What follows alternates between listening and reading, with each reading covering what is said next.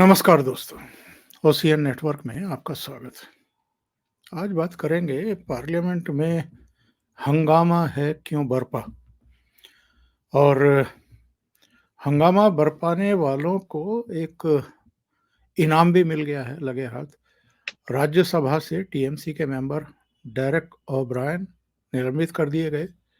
इसी तरीके से लोकसभा में कांग्रेस के 9 और सीपीएम के 2, डीएमके के 2, एक सीपीआई का कुल मिलाकर के 14 एमपी यानी दोनों सदनों के 15 एमपी निलंबित किए गए।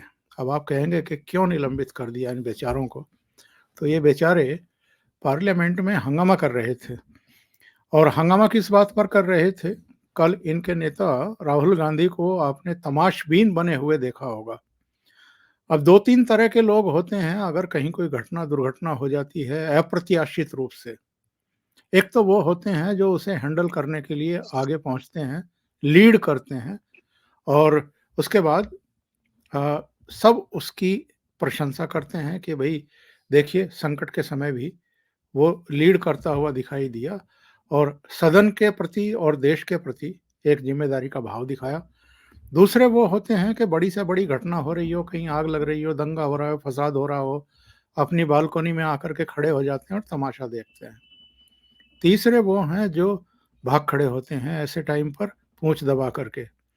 तो कल सदन में हमने राहुल गांधी को तमाशा देखते हुए देखा, खड़े होकर के वो अपने जो जिसको ग्रामीण क्षेत्रों में कहते हैं कि ढूंगे पर हाथ रख करके वो तमाशा देख रहे थे कि हो क्या रहा है। हालांकि उनकी एक प्रवक्ता और उनकी बड़ी कट्टर समर्थक या चापलूस कह लीजिए सुप्रिया श्रीनेत ने कहा कि ये देखिए निडर लीडर जो बिल्कुल भयभीत ही नहीं है और वहां पर खड़े हुए हैं। तो मैंने अपने प्रोग्राम में उस समय सवाल भी खड़े किए थे कि या तो उनको पता था कि कुछ बड़ा होने वाला नहीं है या कुछ ऐसा बम फूटने वाला नहीं है या गोलीबारी नहीं होने वाली है, या फिर वो कुछ सोच समझ ही नहीं पा रहे थे कि हो क्या रहा है। क्योंकि कई मेंबर ऑफ पार्लियामेंट ने तो आगे बढ़ करके उनको दबोच लिया, उनकी छिताई की, उसके बाद उठा करके उनको सुरक्षा बलों के हवाले कर दिया।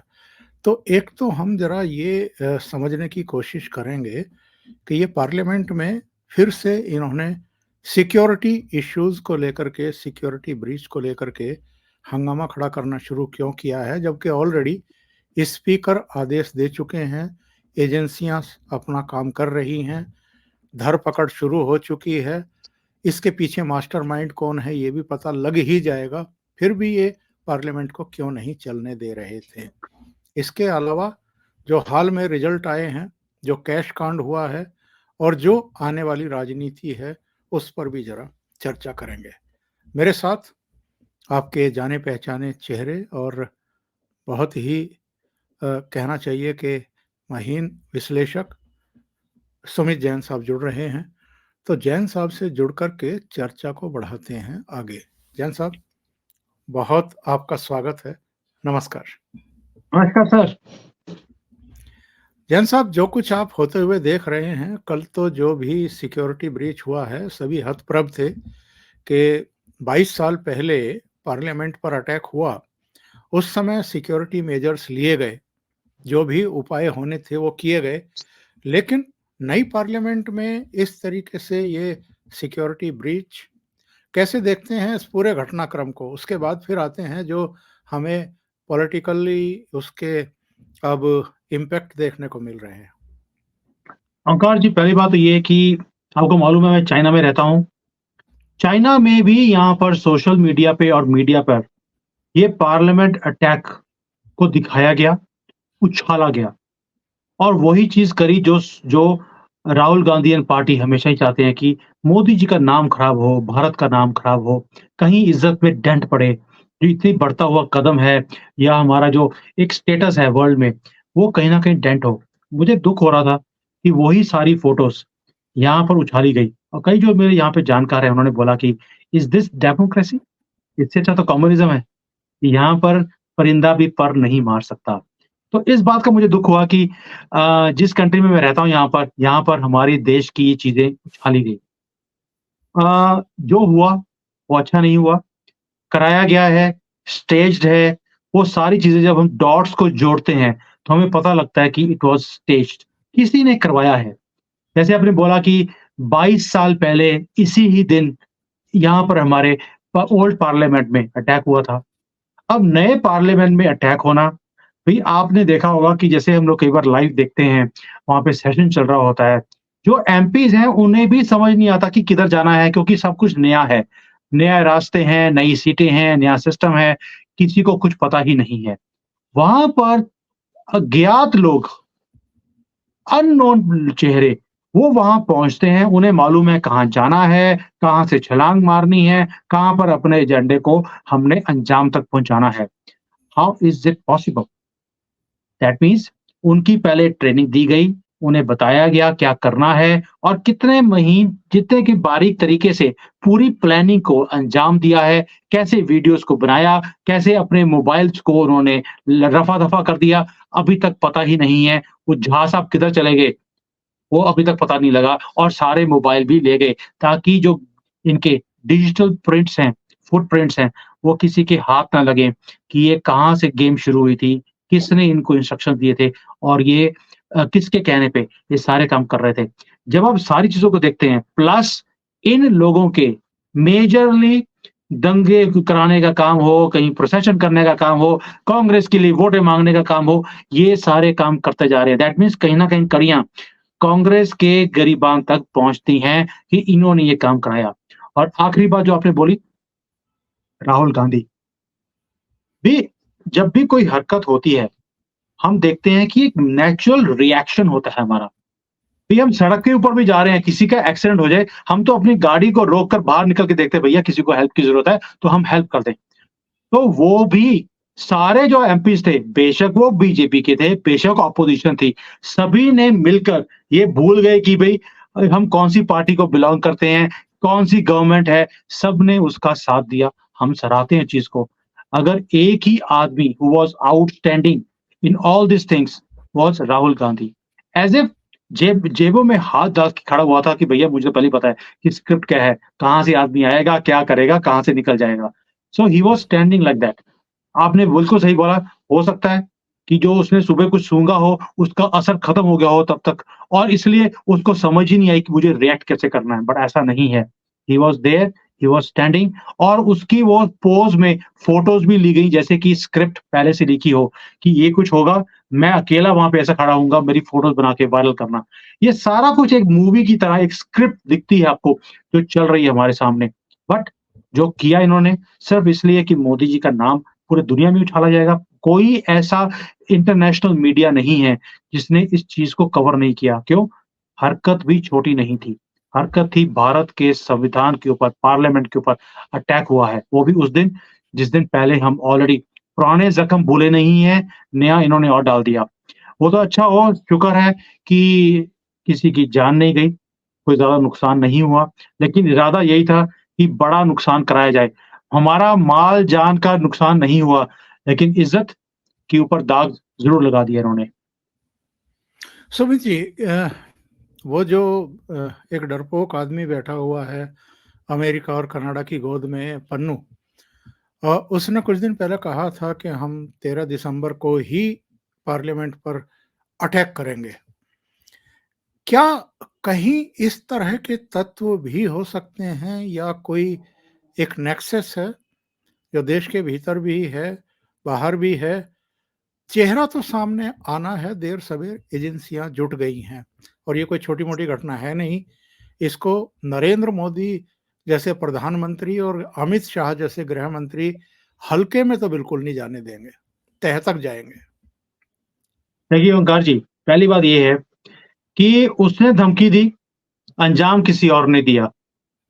बेशक वो डायरेक्टली रिलेटेड ना भी हो, लेकिन इनडायरेक्टली उसके मंसूबों को किसी ने अंजाम दिया है और उसकी जो धमकी है वो सिर्फ़ 4-5 दिन पहले आई। लेकिन इस घटना की जो तैयारी है, वो तो 4 महीने से चल रही थी।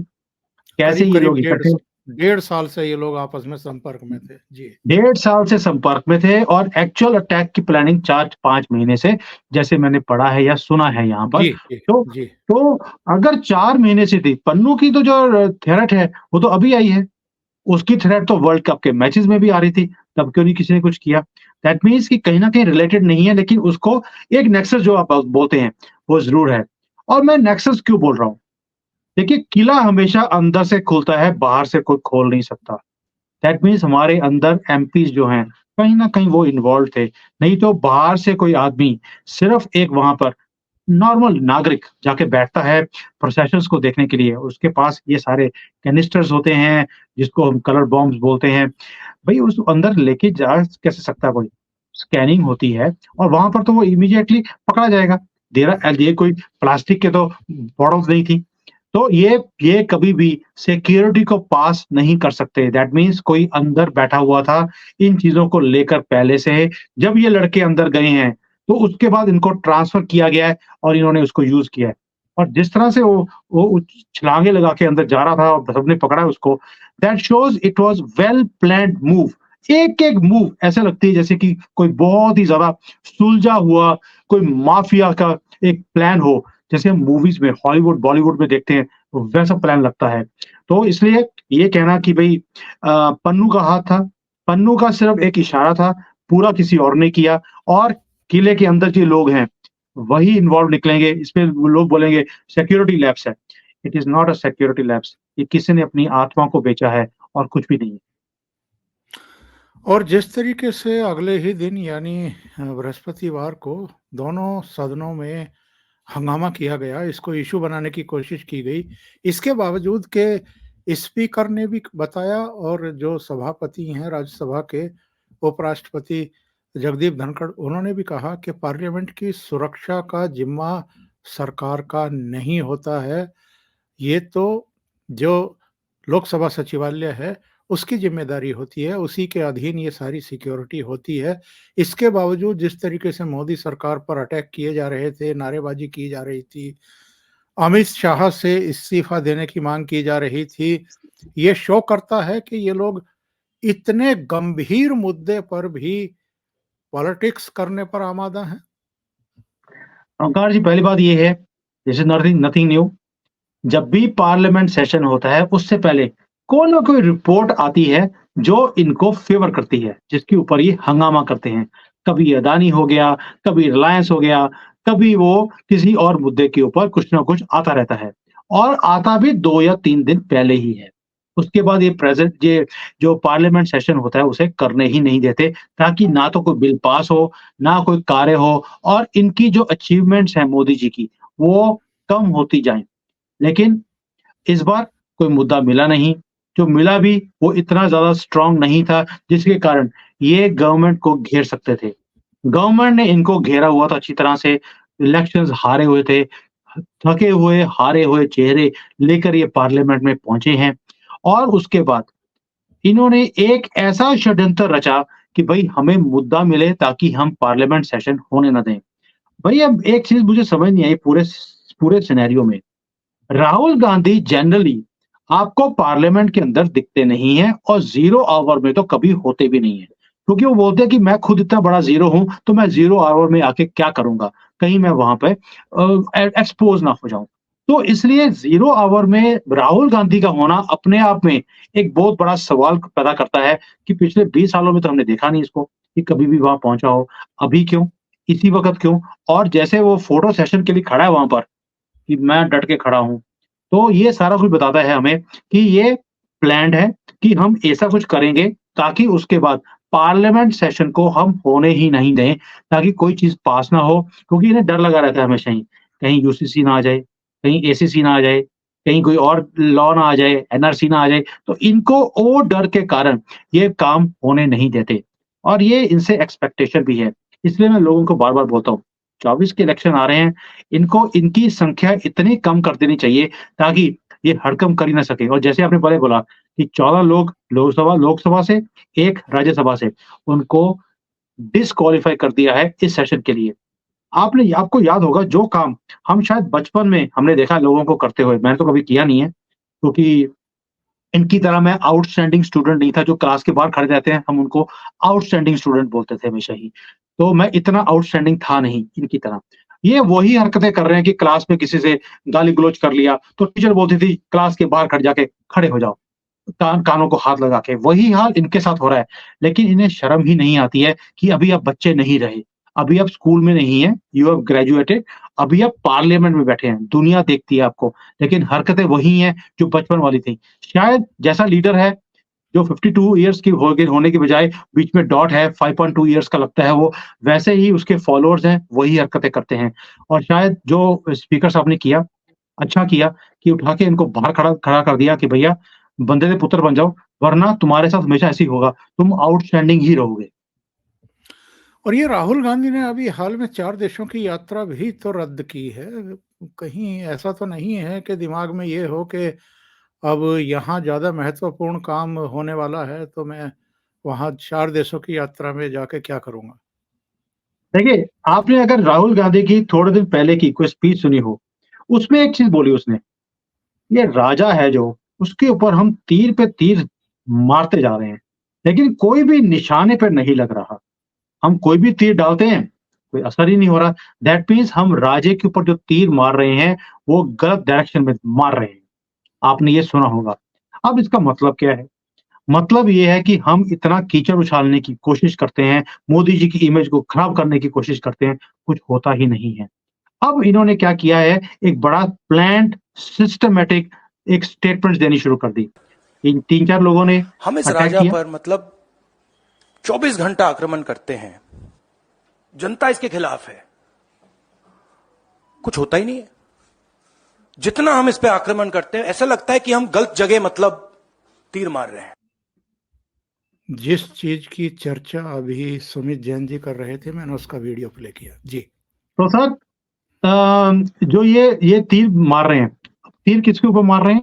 कि जो मोदी जी के स्ट्रेंथ्स हैं, हम उसके ऊपर तीर मारें। आपने देखा होगा कि 19 के इलेक्शन में राहुल गांधी ने इंडिया टीवी वालों से पूछा था कि मोदी की स्ट्रेंथ क्या है? उन्होंने बोला मोदी की स्ट्रेंथ है कि इसके ऊपर करप्शन का कोई दाग नहीं है, कोई दाग लगा नहीं सकता और इनकी इमेज बहुत क्लीन है। तो राहुल गांधी की स्टेटमेंट है, अब मैं इनकी इसी इमेज को ध्वस्त करूँगा और फिर ये लेकर आए मुद्दा राफेल का कि चौकीदार ही चोर है। तो अब वो पैंतरा इनका चला नहीं, ये तीर इनका लगा नहीं। इसके बाद इन्होंने देखा कि मोदी जी का मेजर वोटर कौन है?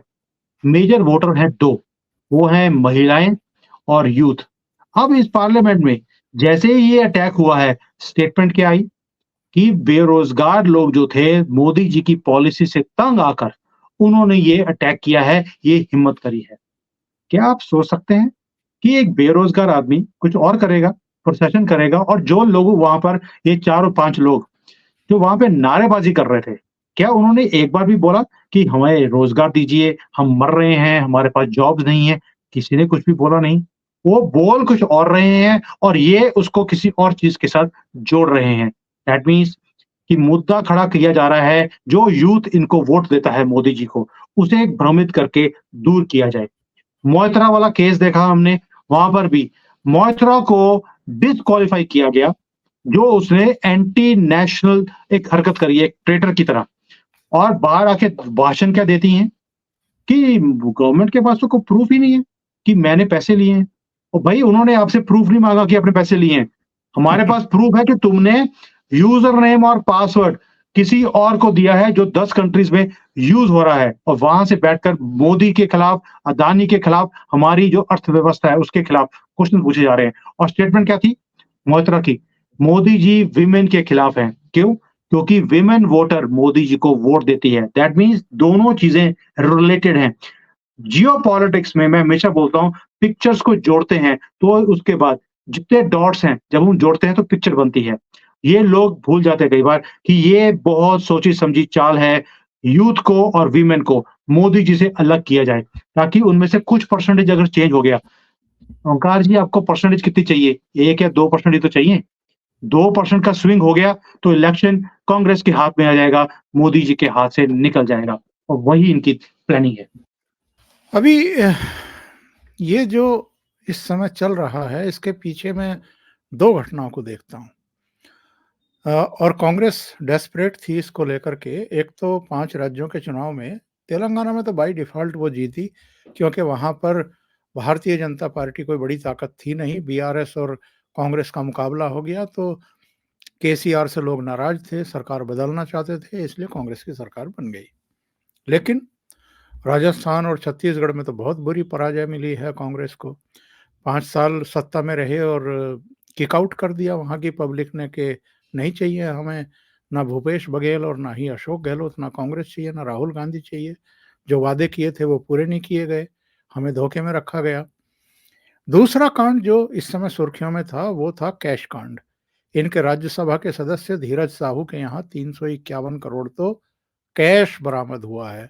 अभी जमीन में गड़ा हुआ कुछ सोना, चांदी, कुछ दूसरी चीजें और धन बरामद होने की आशंका है।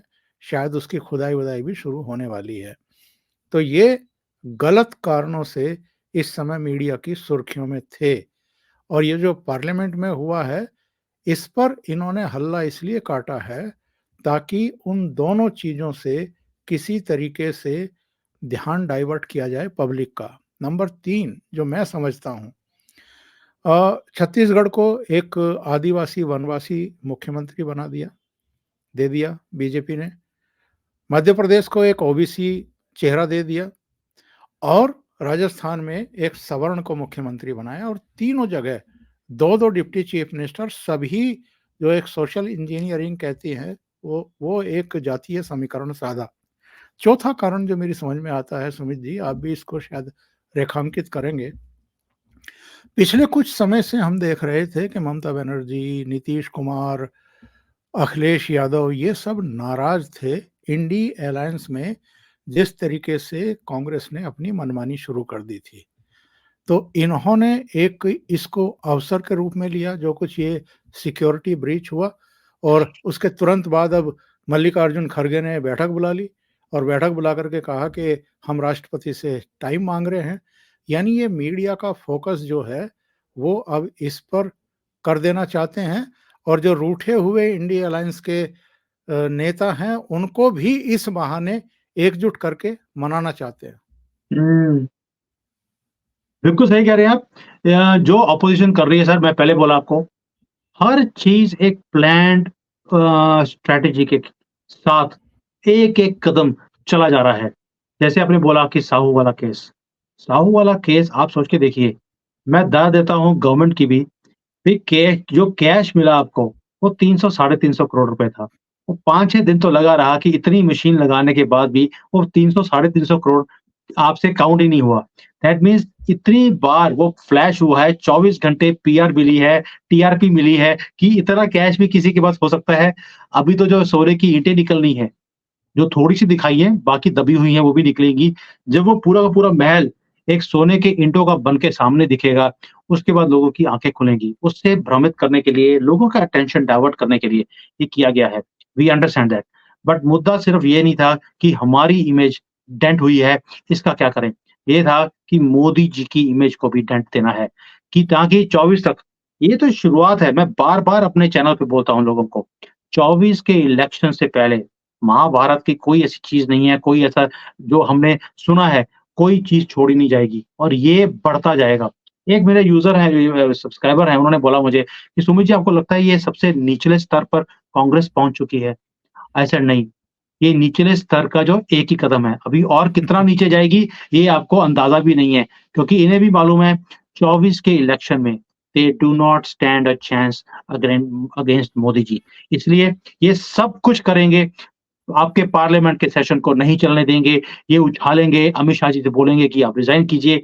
भई अभी तो कल हुआ है, इन्वेस्टिगेशन शुरू हुई है, इसके सारे पहलू निकल के उस जब हर चीज़ अमित शाह जी के सामने आती है, then he comes and says कि भैया ये कुछ हुआ है। अमित शाह को बार-बार फ़ोर्स करना कि आप अभी आके बोलो, क्योंकि उनके पास पूरी इन्फॉर्मेशन नहीं है।